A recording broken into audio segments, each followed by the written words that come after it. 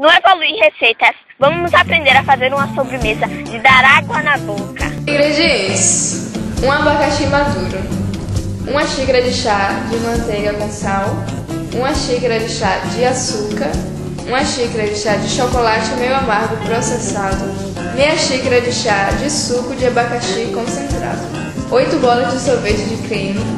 Modo de preparo: descasque o abacaxi e corte em fatias de 1 cm de espessura.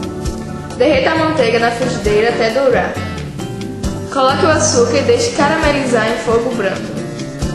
Adicione os pedaços de abacaxi e deixe grelhar por 6 minutos, virando-os com frequência. Quando estiver grelhado, retire o abacaxi da frigideira e conserve-o dentro do forno morno. Coloque a frigideira com o caldo de novo no fogo e o suco de abacaxi concentrado. Mexa bem e acrescente o chocolate cortado em pedaços. Sirva o abacaxi quente com a calda e o sorvete de creme.